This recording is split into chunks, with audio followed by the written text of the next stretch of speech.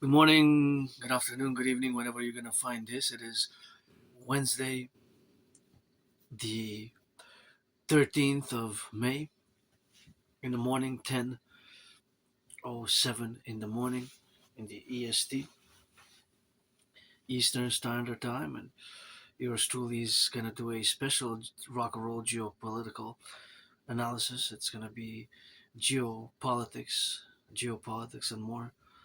Geopolitics on this rainy day in Montreal, aka Island of the Hawk.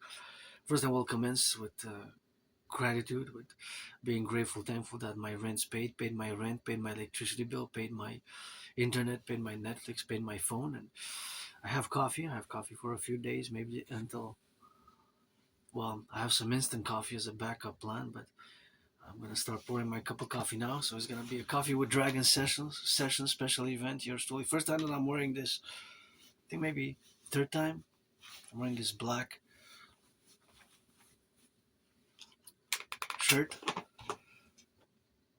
gonna auction it for $1 million to give half to my anonymous friend. $1 million. The topic is going to be primarily the North American collective, the North American civilizational complex, the current geopolitical environment, and specifically also G. Trump's visit to China. So this is going to be a part one. I guess I'm going to do a part two or a part three, maybe two parts, three parts, in relation to Trump's visit to China and in relation to the Canadian realities as part of the North American collective, and of course, vis-a-vis always integrally in parallel to my Trinity of theories, the CIT citizen integration theory, the DRT debt fusion theory, and the DFT the democratic fusion theory, which of course I have been calling for their implementation since for many years now, even during the Biden presidency, during the presidency of Biden, which occurred a few years ago. So have a cup of coffee. Actually, I'm gonna get started because it's my first cup of coffee. So I'm gonna pour some water because try to get that balance of the coffee flavor to be dark in the morning, and should have 2 or 3 cups a day. So you're gonna have to get the ratio just right. And I gotta salute, send some loving rock and roll to the butchers, the bakers, the nurses, the doctors, the firefighters, the plumbers, the electricians, the daycare workers changing diapers today. There's some daycare workers who are changing some diapers. Must always include in the North American Collective Workers Party the cooks as well, the cooks, the butchers, those in the schools who are preparing some cheeseburgers, some hamburgers for our students, elementary, secondary. So that's that rock and roll, and that's what we have, of course, in the relationship of existing now or being in the life affirming matters of today. And that is, if you know a little bit of my personal story, I kind of live carpe diem it every day, and I always have take the day I live day by day to the fullest, but I have great hope for tomorrow. So let's see what we got here. There's a cup of coffee, and by the way, I'm going to be having them with some shortbread biscuits. Thank you for the donation. Here there's a community donation area which is has basically a fridge and a little place. It's like a well, it's not really a big place, but you have the fridge and you have like some drawers where it's like a where people put their it's like a big cupboard, but where people put the goods to donate to other citizens for increasing their food security. And this has been donated, so I'm going to be having it while I have this cup of coffee. So we're going to rock and roll. It's biscuits. They donated it because they couldn't sell it anymore because it expired April last month, but it's still good because I have some experience in volunteering in food banks and food security, which is a growing concern in Canada and even in the United States. And you can eat it. I'm not recommending that you do so, but the best before date is not the same as the expiry date. And although this is expiry date, since the package has not been opened, and I smell and taste them, and it's still good. So you have to discern between EXP, which stands for expiring date, and best before date, which stands for which has a longer shelf life even after the best before date, meaning that it hasn't expired. Although this says that it's EXP, but it's last month, so in theory it's still good a few months. So let's rock and roll for the firefighters, butchers, bakers, nurses, doctors, electricians, plumbers, welders, train conductors, public workers, and the daycare workers, the train conductors, the pilots, the construction workers, the cleaning workers, the bus drivers, all the warehouse workers, the dock workers in the docks, unloading and loading those ships, rock and rolling, and calling for the creation of the NACWP, the North American Collective Workers Party, as a mass public-private partnership. Because I'm a universal revolutionary centrist, and I'm not just an artist, an athlete, an androgynous pansexual one. I do have a condition called Asperger's, so sometimes you're gonna it will require a little bit of a patience and understanding about what autism is, ASD level 1, and high functioning autism, which is the same as Asperger's. So uh, those three are the same neurological mental divergent condition, and of course I have, as many Aspies do, special interest. And for years and years and years, my work has been in geopolitics and the study, the analysis of geopolitical events as they concur on a daily basis. I have to specify that I specialize in the Cold War period era, the Second World War period era, mostly the 20th century, and post 9/11, the post 9/11 world, and on every day, because on an everyday post 9/11 world, and of course I would say post COVID era as well, because I survived COVID right here in this room off St. Temple. Not bad. I got to give a shout out to my anonymous friend who can't believe it's been 6 years, and now in parallel to the hantavirus, there's increasing cases, and the worrisome new development is that there's a human to human transmission, and it's very deadly, right? It has a mortality rate is very high for the hantavirus, and it seems that there's a human to human transmission. So we have to be ever vigilant to disinfect, and to the best of my ability, I keep the COVID era protocols, the disinfecting of the hands, and the hands, pretty much to wash the hands or disinfect them with antibacterial gel liquid, because there's microbes and bacteria and microbes, bacteria, and germs. As you go outside. When I step outside, I have added responsibilities, duties, and obligations which I don't have under the normal circumstances of life. As if I would be staying here all day, which I don't, because I have my ritual routines. To go march and walk and stretch and go work out. And even if it's a rainy day, I'm still probably gonna go to the mountain, or I might um, go to see if to do some pull-ups at a public gym, or go work out atop the mountain. So the main event of today, and we could say in parallel, of course, to the geopolitical crises and emergencies and the wars that have started in the past years. But before I do proceed and get into geopolitics, I gotta send a note that I gotta send some thanks to my anonymous friend, who wasn't my friend because of the money, but I got some support with my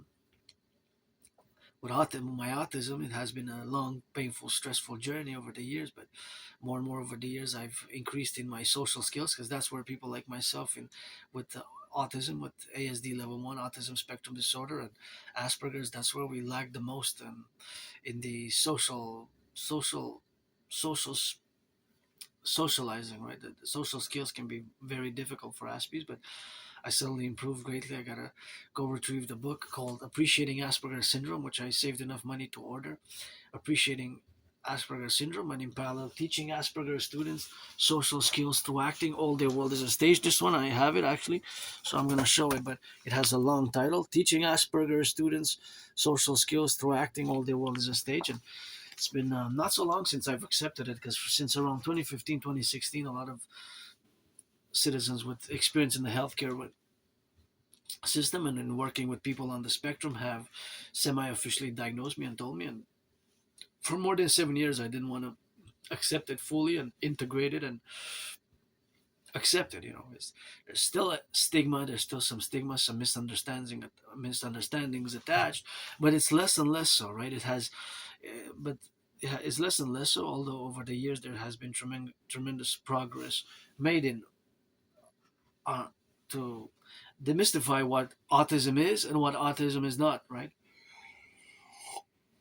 Because there's levels of autism. Myself, I don't require much support, and certain cases, special needs, yes, all special needs in certain cases. But we, it's, there's also a lot of paradoxical um, realities about Asperger's syndrome, such as the fact that although we can improve, but generally lack social skills, and it's hard for us to fully implement certain social behaviors that are considered more normal, what you neurotypicals, the 99% of the population consider normal, or uh, the neurotypical population consider normative or normal in the 99% way, right? But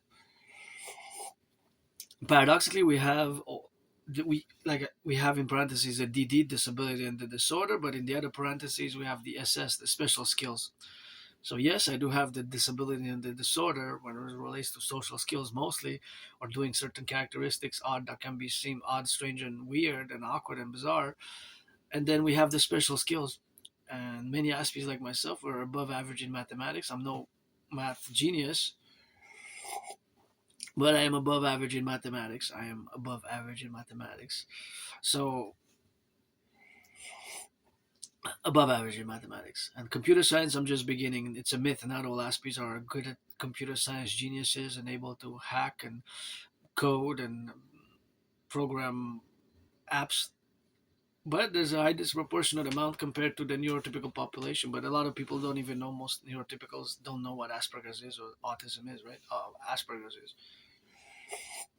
high functioning autism. Most people don't know.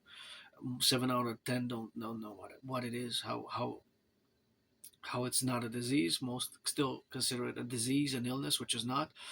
But yes, in parentheses, many Aspies, myself included, we have the DD, disability and the disorder. But in the other parentheses, we have the special skills, which counterbalance, supersede, and cancel out the DD, the disability and the disorder by the SS, by the special skills. And usually, we are above average in mathematics, and of course, intellectual language capabilities and abilities are, there's a tendency to be above average in both math and language capabilities, and intellectual language and linguistic capabilities generally, right? And so we have special interests, and my special interest, one of them, parallel to rock and roll and sports and fitness. I guess I see math and sports and fitness because I love math and I see it everywhere. But it's geopolitics and rock and roll. You know, I always sing that rock and roll, and I write rock and roll songs daily. But it's the geopolitics has been for years and years and years, since I can remember, because I have a good memory of the past 11 plus years, just before January, February 2014, late 2013, October, November 2013. It gets blurred, and like memories get blurred, and there's like a blackout. So, anyways, so geopolitics being my special interest, we're gonna now discuss geopolitics, leave the baggage at the door, get ready to rock and roll in geopolitics. Now, this is going to be a present day geopolitical discussion of what's happening today, but we might go a little bit in the past to revise some events which are from the past. Because, and again, before I do commence fully and integrally, I will have to make the statement, which is super important to note, and have all the work and all my theories, which are mainly public private partnership based theories, to be implemented, right? To be put into practice in what I call the North American collective, because I'm a North American. So keep in mind that as much as I can discuss China or Russia or other parts of the world, I am a Canadian Quebecer, North American, a North American Canadian Quebecer, right? Here in Quebec, we made what I call the Great Linguistic Compromise. And although you can see on my marches, sometimes I show those little stickers that are placed on poles or on different places around the island of Montreal that say "We indépendants." That is a geopolitical statement that is still a question of today of Quebec separatism, just like today we have in Canada a Alberta separatist question and growing sentiments and problems in Canada, which I go back to a few years ago, which the RCMP has warned us about in a document from a few years ago, which was made public by the press, the National, in March 20th, 2024. So it's been more than 2 years.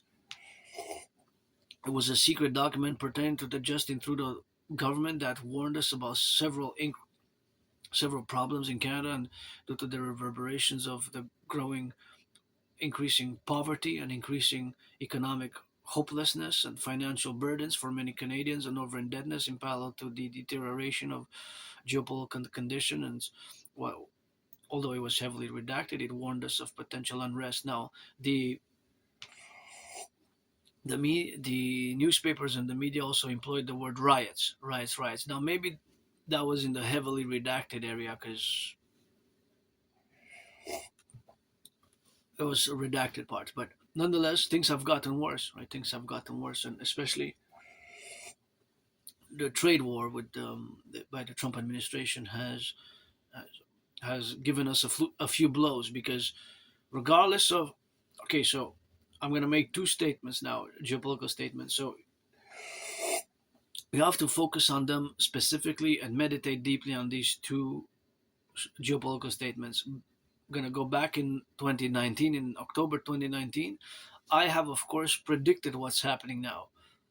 I predicted what's happening now back in October 2019. I have the proof because I launched a series of videos and I also created a workout training program system which I designed, made, and created to go hand in hand with such a scenario, officially titled the General War Integrated Total Body Training System, the General War Integrated Total Body Training System, also known as the Dragon Army workout. And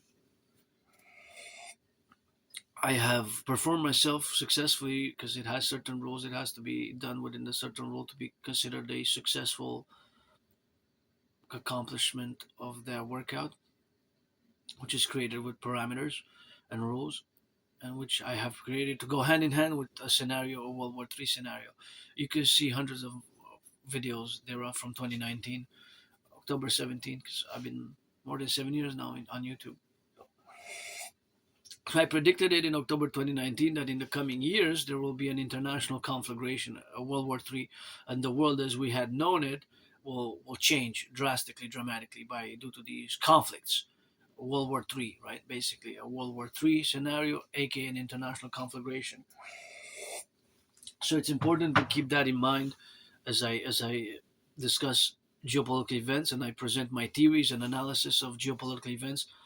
Again, from a North American collective interest. My interest being, of course, that I'm financially struggling, but my rent is paid, so I have certain interests, but also my theories, and I'm rich, wealthy by myself, by my production, by my artistic value, by myself. I can generate wealth, and wealth has to also be shared as much as it can be appreciated, and gratitude has to be shown in consequence thereof, because also I'm financially struggling, right? Myself, I'm financially struggling, but I have certain interests myself, also being part of a tiny, small minority, a tiny, small minority of a population who is less than 1% of the populace, right? Less than 1% of Canadians, Quebecers, North Americans, of world citizens.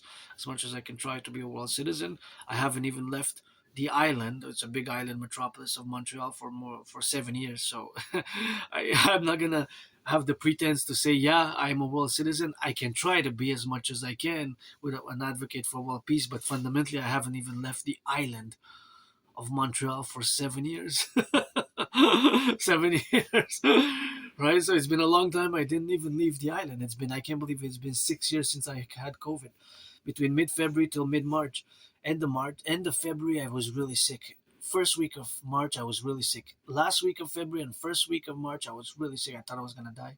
Right here in this room, house and temple where I moved, it's gonna July 1st is gonna be 11 years, and July 1st I have myself three new deadlines to clean up and again, be cleaning my room off and temple and begin a 40-day, last 40-day ride to march for September 11th to 26th to the mountain for the Imperial Republic's creation via mass public private partnership, which is my dream. And in parallel, of course, the propose a third time. So I got two no's. Maybe the third time I'm gonna get a yes. Special marriage because I'm androgynous, pansexual. I'm 50-50. I was born in past incarnations, a man, a woman, a man from ancient Egypt. I was the priestess Pythia who orated the great Retria to Lycurgus. So that aspect also has to be realized that I'm androgynous, pansexual. So that's being part of the LGBTQ community. So important to know that although financially stressed, I paid my rent, paid my electricity bill, paid my rent, paid my electricity bill. Go Hydro Quebec. Go important to know that we have. I'm doing this video with clean, zero pollution energy. By the way, our energy, electricity does not pollute. So we gotta salute those workers of the past as well, because my work depends also on the work that has been done for many, many decades. One of the great works here in Quebec, it has been the Great Linguistic Compromise, right? The Great Linguistic Compromise, which we have done. The Great Linguistic Compromise, and yeah, I just realized this shirt is a bit tight for me. Auctioning it for $1 million, gonna give my anonymous friend half of that million and pay my $10,000 debt. But yeah, so that I have to be saying that according to my interests are basically again to parallel that if you're 18 plus, you got to be 18 plus for display. If you're black or white or black or rainbow, a man or woman, trans woman, we can be friends with benefits. What I call now in 2026 post COVID era, friends with services, benefits. Yes, slash services, or in parentheses benefits. Friends with services. I provide some service, you provide some service. 18 plus with consent, massages, XYZ, I do for you, I do for me, and I don't want to waste anybody's time. What for? Because I don't need, and I have my routine, my Asperger's due to my neurological mental divergent condition. I always, even since this morning, I did a few hours already of analyzing the geopolitical news, mainly in relation from different news outlets of how the Trump's visit was presented from the European angle, from Deutsche Welle, from the Indian perspective. The Vion is one, world is one news, and then from Asia, and then locally. So only that took me a few hours to just look at some different news presentations of how the Trump administration's visit, or the Trump's visit to China is presented, which I think he already landed in China, or is about to land, or landed now, is May 13th. So today, Beijing, China. We're gonna meet with Xi Jinping, 2-day visit, right? And so my interests are from the North American collective perspective. I don't have financial business interest in China. I don't have financial business in India. I don't have financial interest in Europe, in Africa, nowhere else really. But here, I moved here with nothing in my room off Sun Temple. I love this island, this Montreal, coast to coast, and I believe firmly that my theory is to move forward for the fusion of Canada, United States best in the absence of the king. Because to my fellow Canadian, I make also a geopolitical statement that the king is absent, and we should have been a republic on the 1st of January, the year 2000. That should have been left in the past. The relation with the King of England and the monarchy, the hereditary monarchy of the kings and queens of England, that should have been left in the past for our healing, our transformation. And that should have been something that gotta go.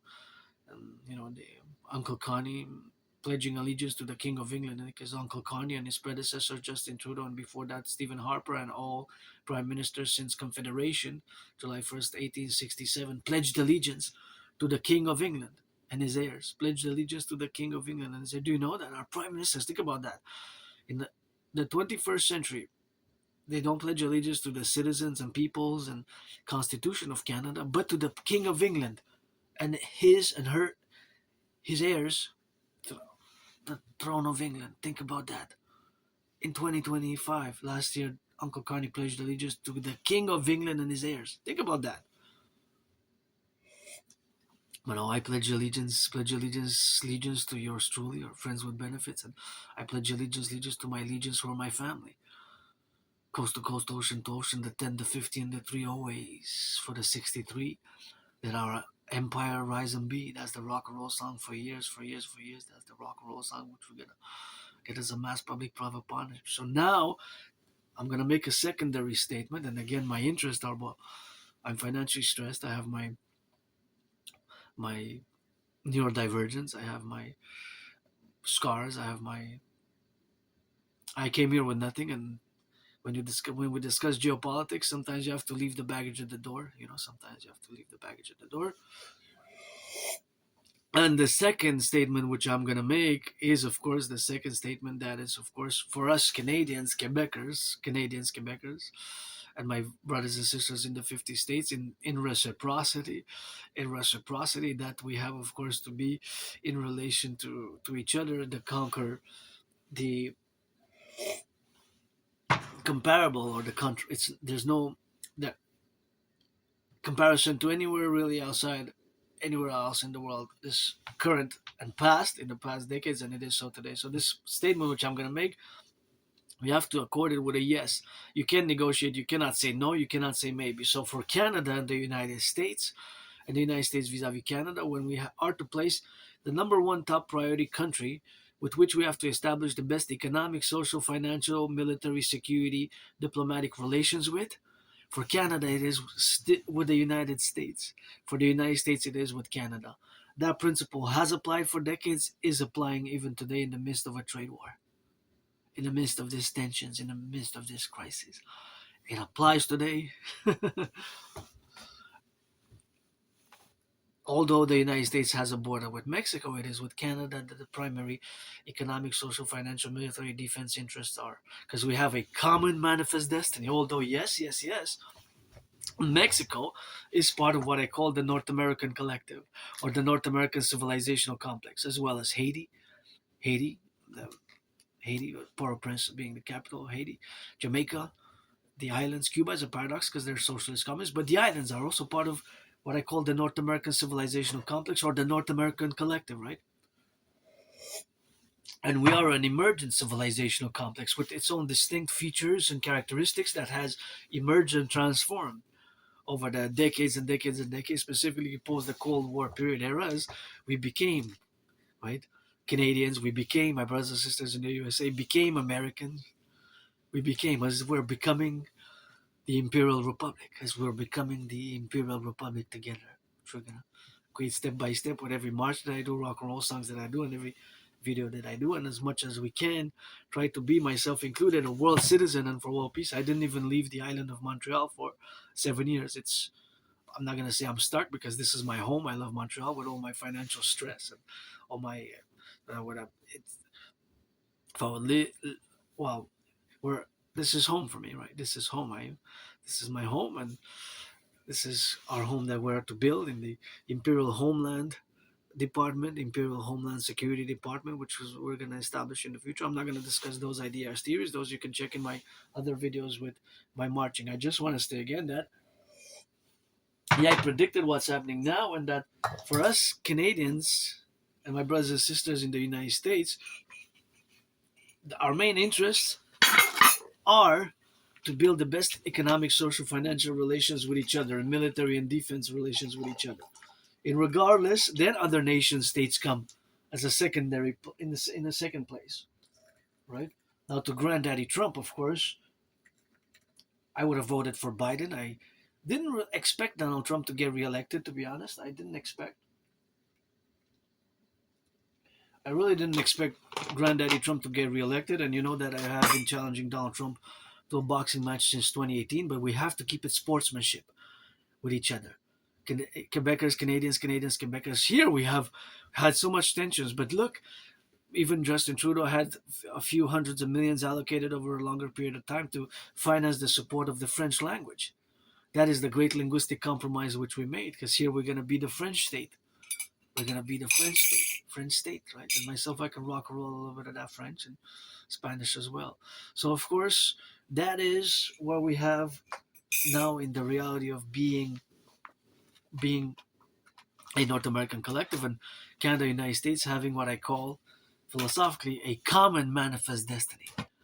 Our common manifest destiny includes for Canada to totally get rid of the king and his heirs. That gotta go. That should have never crossed in the 21st century, politically, socially. The King of England and his heirs. That should have never crossed. We should have been a republic on the 1st of January, the year 2000, Canada. The 1st of January, the year 2000, we should have been a republic. Right? That should have never crossed in the 21st century. The King of England and his heirs. Right? And the Governor General. Right? And having a Governor General and all the system which we have, which is tied to still to the British monarchy. Should have been a republic. Now, shoulda, coulda, woulda, as I don't have nostalgia. For me, I live every day carpe diem, especially since I died of COVID here. I can't believe it's been 6 years.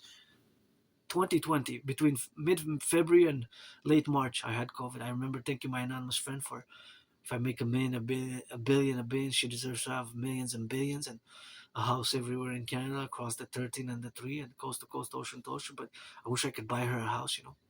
I would buy her a house.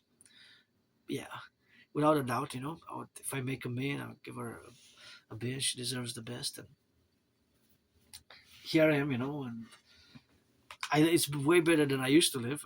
So me, when I go back in time, for me, I don't have nostalgia. For me, times were worse. As much as I'm financially stressed, my life was worse. I was living in a moldy place. I didn't even have a bathtub. I'm gonna take a bath today because I'm pretty sore and it's gonna do me some good, because I'm gonna go work out later. And I didn't even have a bathtub. I didn't even have a kitchen. The kitchen was in my room. Basically, I have a stove top and a sink, and it was in my room where I was sleeping. I was sleep. Basically, it was a room, kitchen room, and so small underground basement, tiny place. Even here, I can't really have guests, but it's bigger. I have a separate kitchen and a bigger bathroom with a bathtub. I love taking bathing. I love taking baths, and I have a bathtub here. So that's always something which I gotta rock and roll for. So for me, I don't have nostalgia. I don't have that. When I go back in my life prior to 2017 summer, I was depressed. I was suicidal. I was losing friends, losing jobs, and it continued afterwards. It's been the case because I had many jobs during COVID. I had a few jobs during COVID, and I'm still waiting. Have to do some follow ups. I applied every week. In the past months, I applied every week to a few jobs, every week. But I have to do follow ups. I haven't gotten some responses. One place sent me a form to fill out the form, so I guess I'm gonna fill out the form.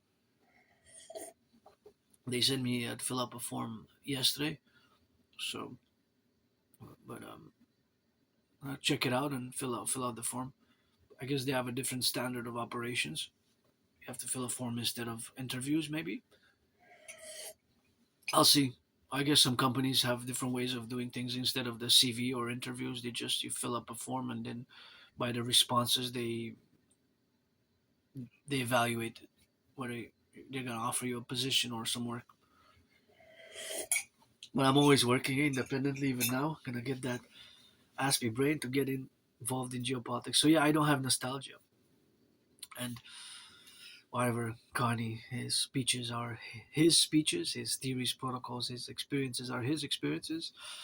That's nothing. I don't have any resentful feelings against my fellow neurotypicals, of which Uncle Carney is a neurotypical. But as a banker, as somebody who worked in central banker and finance, I'm sure that the realities of my DRT financial theory, the debt refusion theory, which you have to concord, has to be implemented across the North American collective, integrally. So I'm pretty joyous over the past years. I'm somebody who's pretty happy, content, is just stressed. Once a week or twice, 3 times a week would be great. A good massage therapy session, that would be great. So, but I don't know even how much it costs nowadays.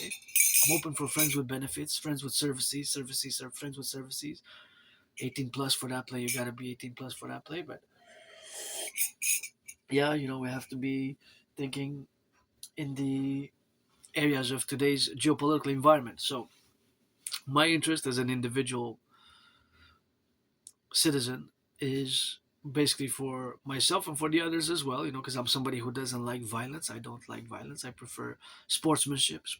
And I got these red gloves, by the way, since 2018, more than 7 years now. And they were gifted by my anonymous friend who wasn't my friend because of the money. And, since 2018, I have been challenging Donald Trump, Granddaddy Trump, to a boxing match. And I'll continue to do so because I will to fight Granddaddy Trump in a boxing match on the Canadian-US border. On the Canadian-US border. And let's build together Canada and the United States, the greatest, biggest ever sports arena complex ever built. Built by Canadians and brothers and sisters in the 50 states to mark the beginning of a new era. Along with the Forgotten Goddess Temple, because at the table here, which I got the new table. See there, I got a new table as I got this dragon seats a flag. They look like twins. There's two dragons, like twins. One kind of looks angry, one kind of looks happy, but they're one. They kind of like a shadow of a dragon, and they kind of like twins. I got this in 2017. That event changed my life. I'm auctioning that one for a billion to give half to my anonymous friend. That I got in 2017 when I crossed Canada coast to coast. I gotta mention this event because this changed my whole life. I was depressed, suicidal for a few years, and crossing Canada coast to coast, coast to coast, coast to coast. That's when I got out of depression.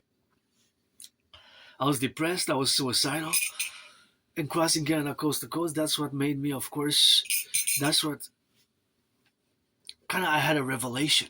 There's so many good things across Canada to see, to do, and I established a strong spirit accord with my fellow Canadians and my brothers and sisters in the 50 states. And it was August 2017. We took the bus, me and my friend, from Montreal to Vancouver. From Montreal to Vancouver, 2.5 days. Then we came back, and we took in September of that same year, 2017. We took the train, a 25 hours and 44-minute train ride to Halifax, Nova Scotia. So basically, we did it coast to coast. So that kind of changed my whole life. I started working out, training, exercising. I lost about 90, between 80 pounds and 93 pounds. I lost a lot of weight. Between 80 pounds and 93 pounds, I lost. But it took me a few years. Eh? So I've been on a fitness journey every day, and I have been for years advocating the via mass public-private partnership to mass finance fitness via my ideas, theories, protocols, which require some brain and some muscle, and the theories to be put into practice, some action, right? Some I don't discuss too much because they're national security sensitive, such as the Operation Northern Scorpion, and that of course has to be correlated in all the administrative affairs which you have to complement the coastal security service and defense complex, which are part of my theories, but I'm not going to discuss over much because I want to focus on Trump's China visit, right? So yeah, I'm auctioning the tickets, by the way, from that 2017 trip. They're a bit worn off, but a million each. So you got two of mine, two for I got from my anonymous friends, so 4 million for tickets, and that changed my life. Before that, I was depressed, suicidal, and I lived in a moldy place. Eh? I even survived that moldy place. I survived COVID. I survived a vicious, murderous, homicidal, homicidal in nature, vicious surprise attack. No sportsmanship whatsoever. That would have been an expulsion from any sports leagues for life. A vicious surprise attack. If I can correlate it, or in a geopolitical manner, it was like Pearl Harbor, October 7 or 9/11 type of style attack. I had to go to the Jewish General Hospital for a procedure. I was all bloodied up, and I was hit in the head, hit my head on the concrete, and had a dislocated right arm, shoulder, and I'm gonna go retrieve the archives. I made a request. They sent me some documents, but I don't have a printer. And I went on the spot at the Jewish General Hospital, but they had closed. They closed early at 3. I thought it was until 4:30 in the afternoon, but they actually closed at 3. So I have to go between 9 and 3. I'm gonna keep updating in the coming days, weeks, and months ahead in regards to it. So that's where we are today, with a World War III scenario unfolding, and of course the Iran conflict, which has seen the Strait of Hormuz blocked. So now I'm going to discuss Trump's visit to China. Like I said, I'm going to introduce it a bit, and now I'm going to focus specifically on Trump's visit to China. Now, if you want to discuss China, as I often mention that you have to know a little bit about the governance of China. The governance of China. If you don't even know about the governance of China, I will not, because it happened 2.5 years ago. I discussed geopolitics, politics a little bit with somebody, and what we ended up in having a discussion about China, the People's Republic of China, not the ROC, because see, Taiwan is officially known as the ROC. There are two Chinas.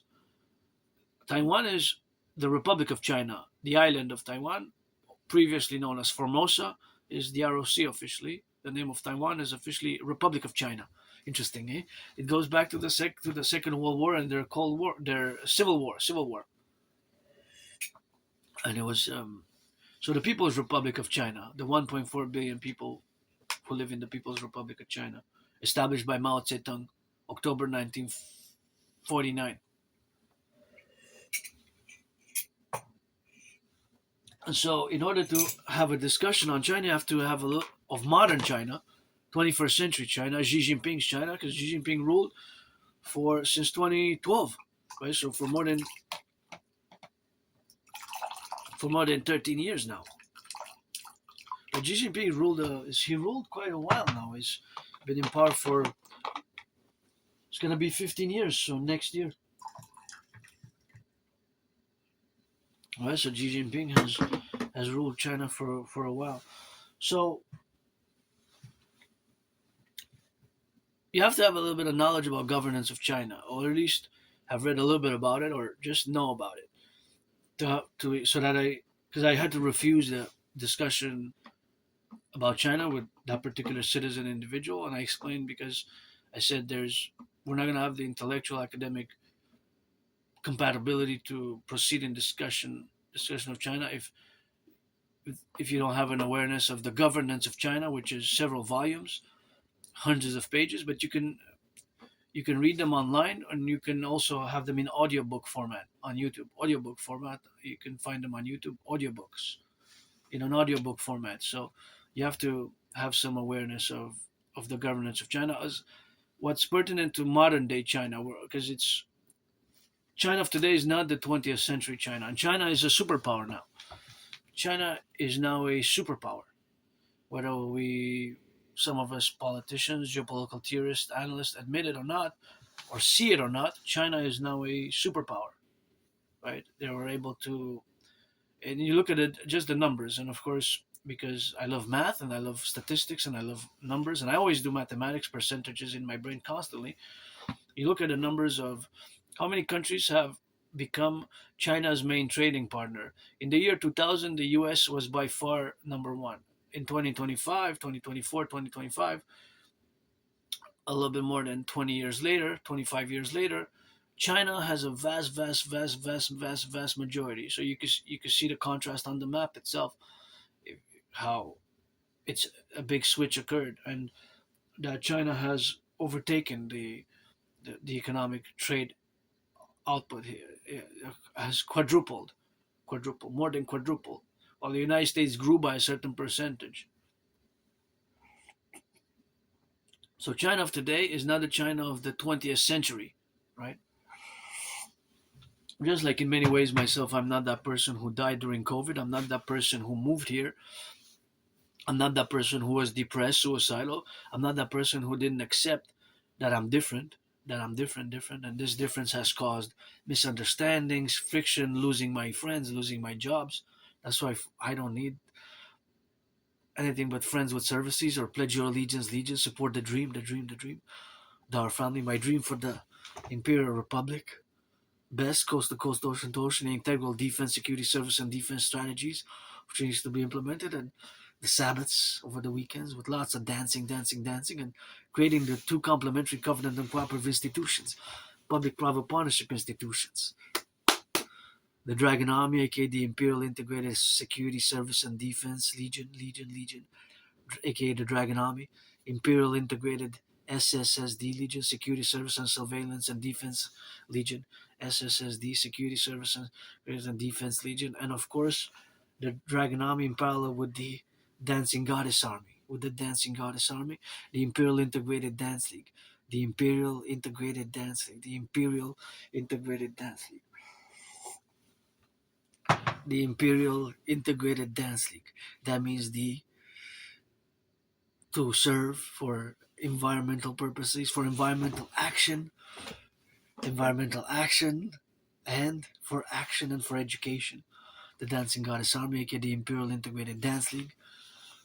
As I am also the priestess of the goddess, Hana Hana, keep my name on your mouth if it's not for blessing. And also the Dragon Army, both for security, service, and defense, coast to coast, ocean to ocean, and to fuse Canada and the United States by the trinity of theories which we're going to implement. And thereafter fuse the RCMP with the FBI into the IPS, aka Citizen Police Service, and CSIS and the CIA into the Imperial Security Integrated Service. So here we are on the island of the Hawk, Montreal. Gonna go back now to the topic at hand, Trump's visit to China.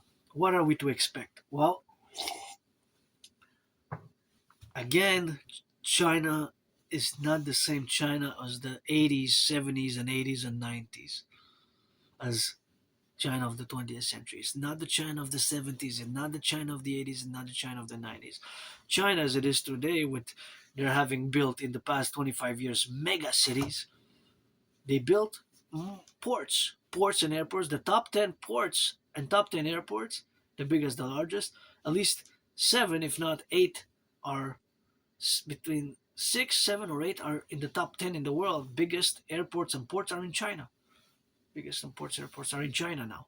And you can see how that over the past 20 years, 25 years, since the year 2000 has changed drastically.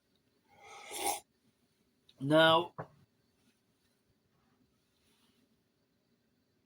geopolitically, we have Trump, Granddaddy Trump. As much as I would have now voted for you, as you know, my paradox is that Trump is not the way Granddaddy Trump is. You should have invited Canadians the proper way. You say, we're going to throw party across the 50 states. We're going to throw parties and we're going to do it the right way to invite Canada to the Union, admission to the Union, what's called in, because I was in the United States.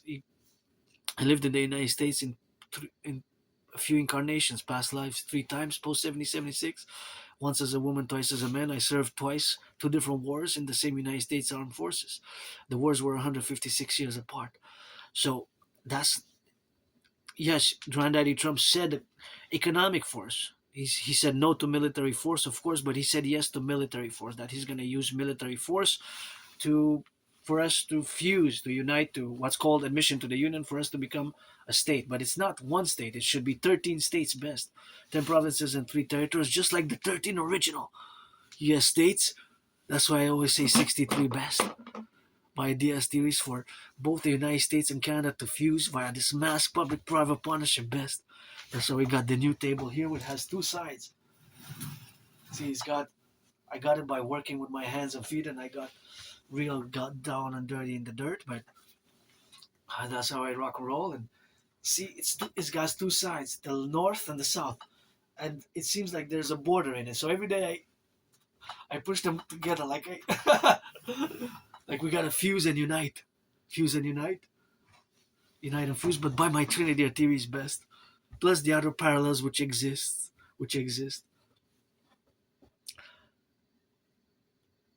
But also the paradox is Granddaddy Trump saying Canada is going to be the greatest state, and you bet the greatest state, that would be definitely the greatest state. So Trump is not our enemy.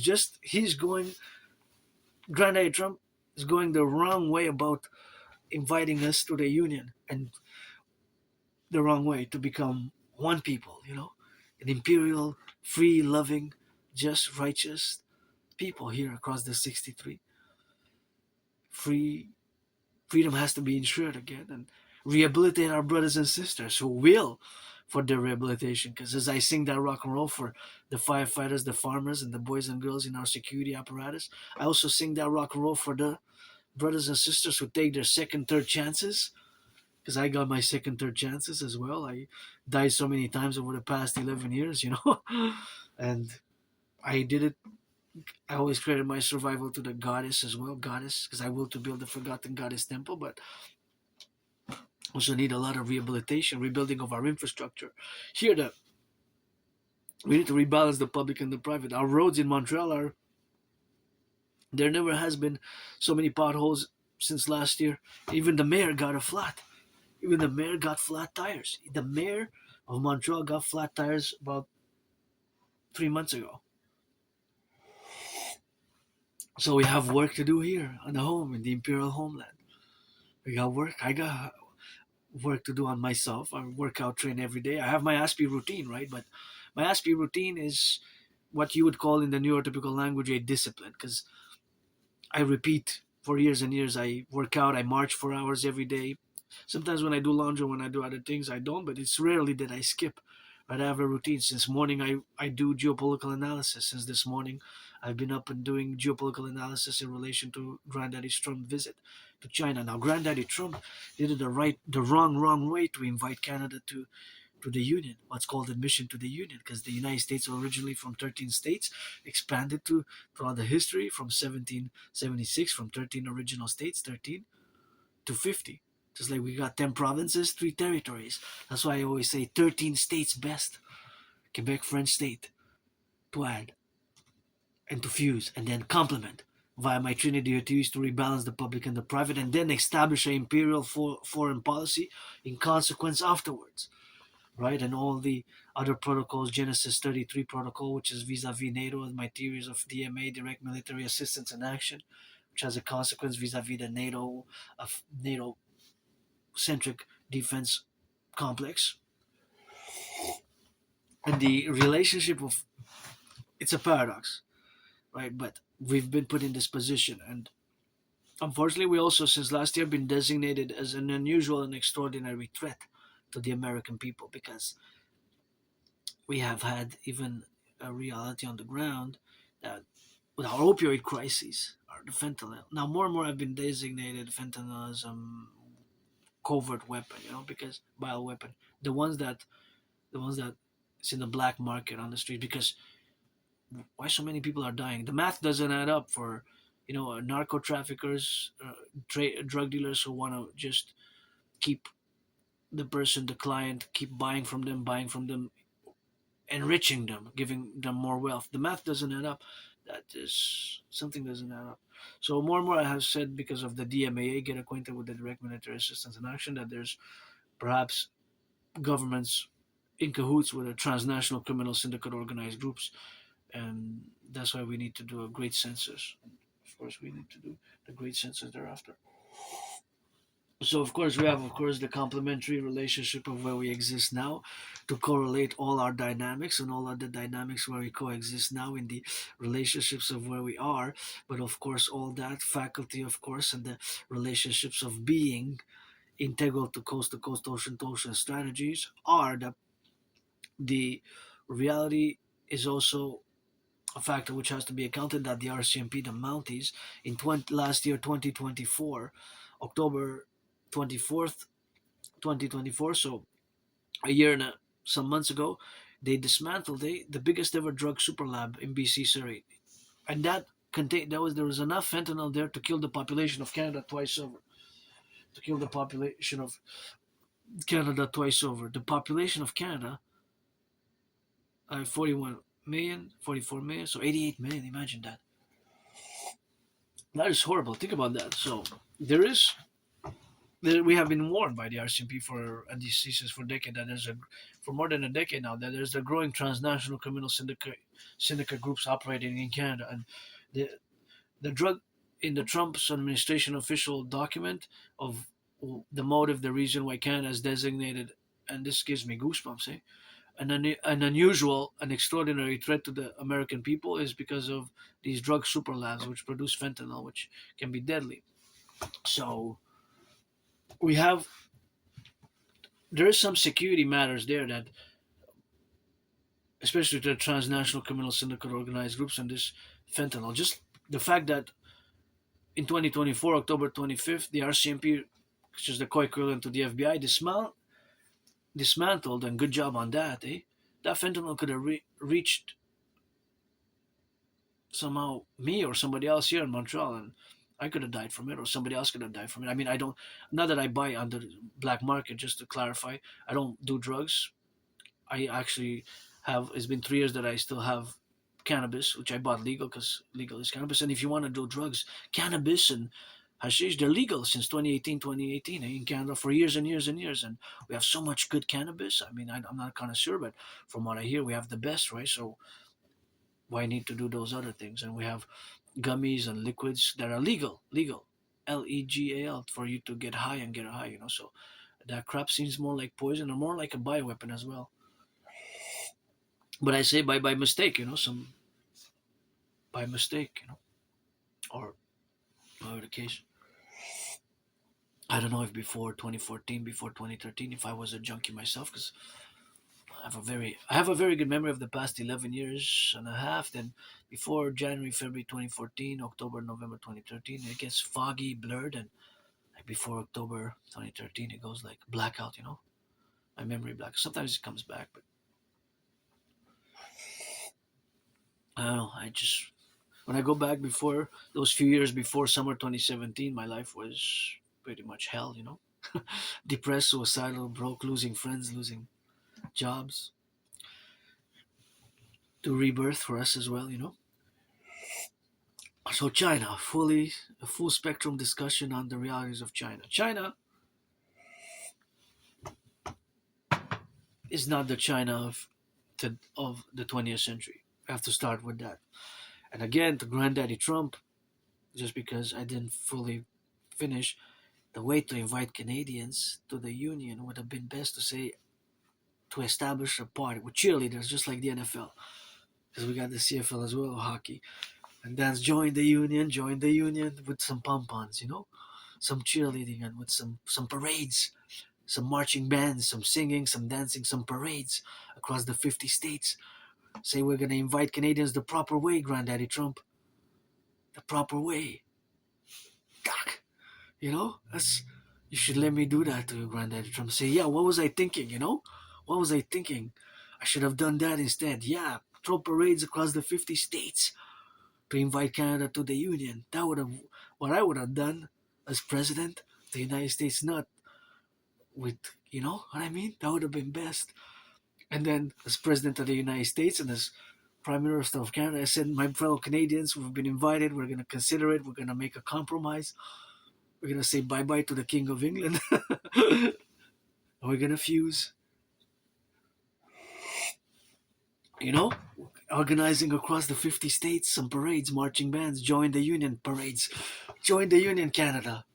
Join the Union Canada parades. Join the Union Canada parade. What were you thinking, Granddaddy Trump? What were you thinking, man? Granddaddy Trump, you should have had nephew counsel you properly. And I would have said to you, and I said, I would have not voted for Trump. I would have not voted for you. But maybe this is the one thing that we agree on, how we can join and integrate and fuse, because we have to. We have to. It's our common manifest destiny as well, to have a melting imperial pot. A melting imperial pot. The imperial melting pot. That's how I see it. The imperial melting pot. For total SSSD, Security Service and Defense and Regeneration Rebirth.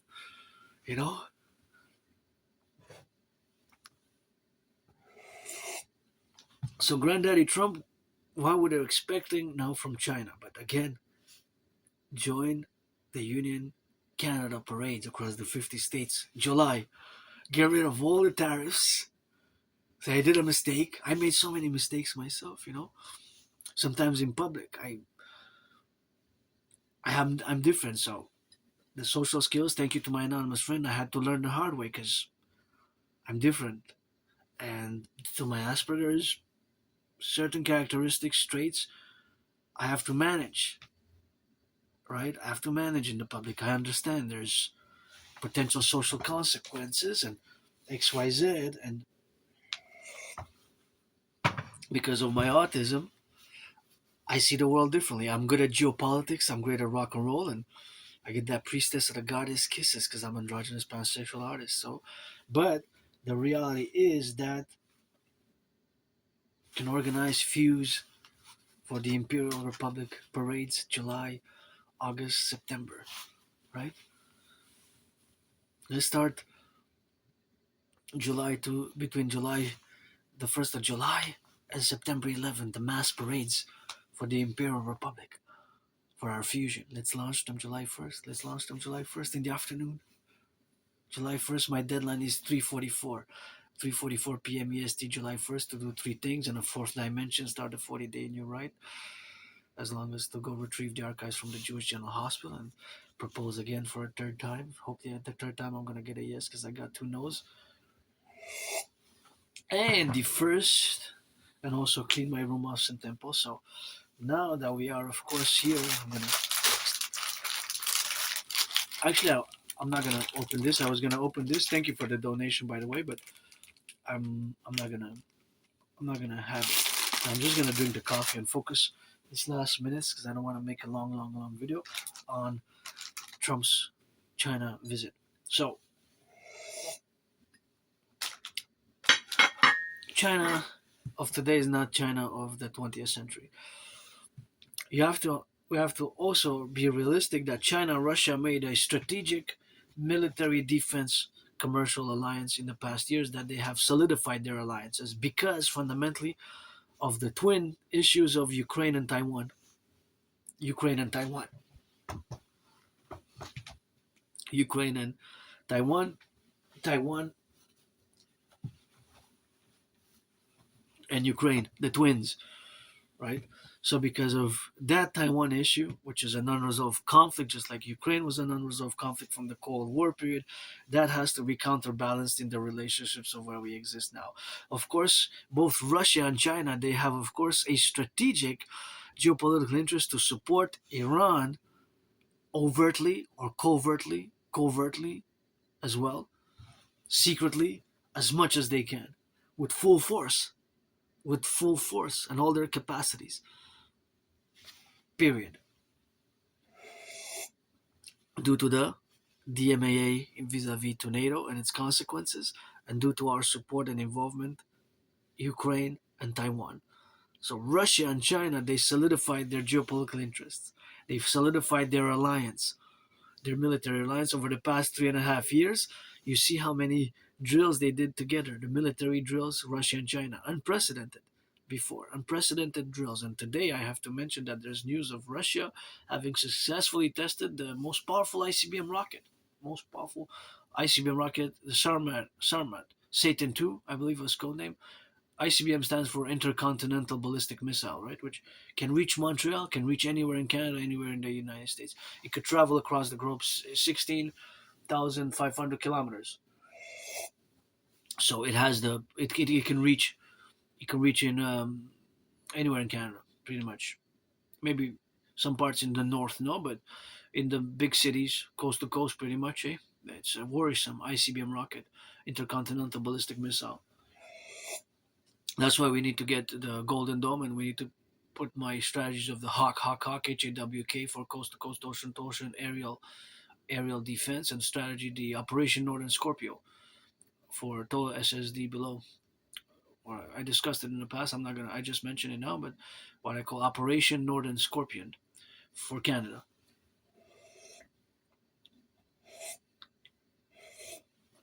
Operation Northern Scorpion. So that has to be in the strategy where we have now below to be co-represented in the evaluations of where we are now coast to coast intra defense. So that coast to coast intra defense is of course something where we have of course to establish ourselves and be in the correlative aspects of our manifestational plurality that we have a common manifest destiny and Granddaddy Trump.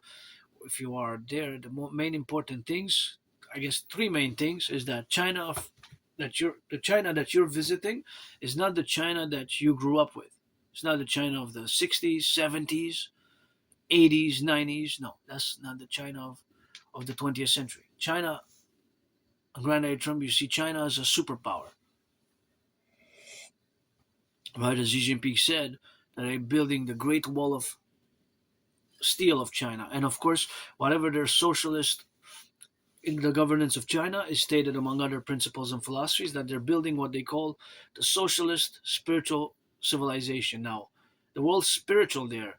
Again, the translation for me, my spirituality is God, goddess, and rock and roll, and rock and rolling and dancing, and going to the mountain and pretty much rock and roll goddess from the skies up and building the forgotten goddess temple and rock and roll singing and dancing and eating some good chocolate and wafers and cakes and some good cheeseburgers and hamburgers. And my anonymous friend made the best hamburgers yesterday. They were so good, top notch. Best hamburgers my anonymous friend made. Hopefully after July 1st, fiance, I guess, after July 1st, because I'm gonna propose July 1st. That's what I'm planning. That's the deadline. By 3:44 p.m. I propose July 1st. Just like you should have proposed to Canada to join the Union properly with parades, Granddaddy Trump with parades across the 50 states, join the Union Canada parades. Where the back, back, It's, it's not the way. It's not the way. My universal revolutionary centers best for today and for the future. the third party for the fusion of Canada and the United States, the Phoenix People's Party (PPP), for mass public-private partnership, and aka the NACWP, North American Collective Workers Party, the NACWP, the North American Collective Workers Party. So now that we are here integrally where we exist, is the reality of China as we have it today now,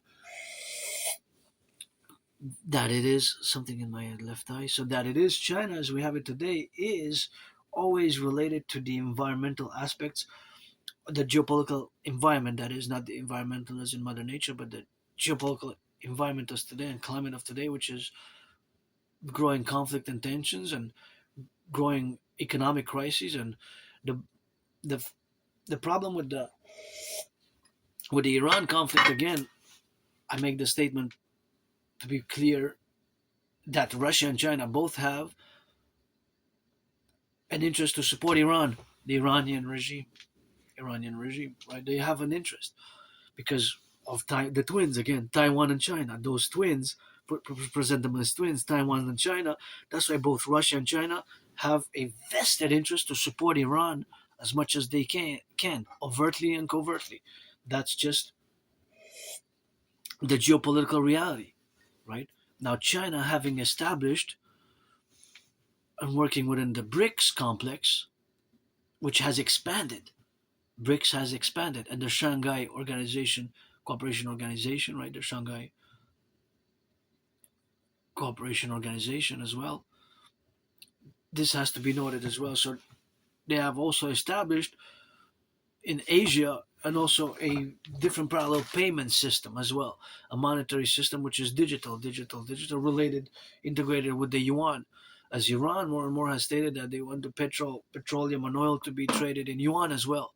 So Iran is covertly, also somewhat overtly as well, with China, and Russia is trying to end the petrodollar's reign, which reigned since the 70s, right, 1970, for more than 50 years, right? The petrodollar, what we call the petrodollar, meaning that the vast majority of the OPEC countries will trade primarily the oil and exchange oil on the world markets in U.S. dollars, So that also has received some blows. So that's also pretty much, it seems, from we have to just to be realistic, that it seems that Iran paradoxically is putting an end to the petrodollar with the support and aid of, I guess, China and Russia, right? Now, they haven't discussed a joint currency like the euro, but my idea is theories here for the joint currency for the UE, of course, to be implemented now in the categories where we exist now today, right, are to be taken forward in a manner that it's integral to whatever the manifestation of the specifications without any equivocations of where we exist now, that is just the reality on the ground as well. So Russia and China have invested interest in Iran, in supporting the Iranian regime as much as they can. And that is, of course, just the relationships of where we exist in parallel to our support for Ukraine and Taiwan, right? So Trump's visit to China is going to be a bit of a difficult situation, right? Because China stated since last week that they're not gonna their companies, they directed their companies, because there's a different system, right? There's a mixed economy, but with a one-party state as well. So what they established in China is unique, as well as Iran. The Iranian regime is also unique in many ways. As Putin's Russia is also unique, right? But what, of course, they created is, of course, China, uh, Xi Jinping's China and China's policies have been that they told the companies to ignore U.S. sanctions, to ignore them, basically to ignore them, so that they were not be enforced, the sanctions in trading with oil and petroleum with Iran. So they're not going to follow that. They're not going to follow, right? They're not going to follow through. So they're trying to create a parallel, social, well, more legalistic, legal, economic, legal, financial, legal parallel system to what the U.S. world was. And that's why Russia and China 3 years ago, when Xi Jinping visited Putin several times and Putin visited China several times, they said, we're ending the U.S. hegemony, or they declared that the U.S. hegemony has ended. That was basically a post Cold War period era involved with. That was after the dissolution of the Soviet Union, December 1991, right? That they have stated that they're ending, right? They're ending the U.S.-led world order after 30 years, well, from 1992, let's say, till 2022. So 30 years of the U.S.-led world order, hegemonic world order led by the U.S. And they're going to establish a multipolar world order. So that also has to be accounted. Now, my granddaddy Trump, does he accept that it's a multipolar world now? Because according to, since at least 3.5 years now, since at least about 2022, 2023, 2 or 3 years ago, let's say between 2 and 4 years, 2.5 years, 3 years, around more about, if you give or take, they declared that they have established now a multipolar world, that China and Russia, they ended U.S. hegemony. That's in their statements, their political statements as well, right? Just like my ideas, theories are first and foremost, before we have a imperial foreign policy, is for coast to coast, ocean to ocean, for the integration fusion of the 63 imperial Republican complex, while the mass public private partnership structures thereof. So, does Granddaddy Trump accept that? Because if he doesn't accept that, then is going to have a problem with Xi Jinping. There's going to be problems and problems and problems. So, will it produce anything? Will it solve the trade war? Because China last week said, we're going to ignore. We're going to ignore the trade. We're going to ignore the tariffs. Ignore the tariffs, do trade. Don't do trade. We have work at home. I have great hope. My theories, protocols, my call is going to be heated as a mass public private partnership. And I don't make any pretense. I don't make any pretense whatsoever. Some certain things I don't know. I know my geopolitics, rock and roll, and I'm above average in mathematics. And nobody dances when I, transform and become, because I am priestess of the goddess. Hana kills those trillions of kisses, which I got trillions of kisses for the financing of the Imperial Republic, and it's always God bless, Goddess kiss. And I got the new table there with my trinity of theories, which some of them are more intellectual, academic, and scholarly, but that is what to be expected from the trip of Trump to China, President Trump to China, and of course the realities of the Russia-Chinese alliance, and the fact that Taiwan is going to be a thorn. It's going to be problematic, as much as last week, there's been a blow by a Chinese official that they said that they're not going to enforce any tariffs. They're going to totally ignore the tariffs, and instructed other countries and companies, when they do business with China, that there's not going to affect them. So, lots. There's some gray, lots of discernment to be made. So I guess this was an introduction. We're gonna continue tomorrow, see where that goes.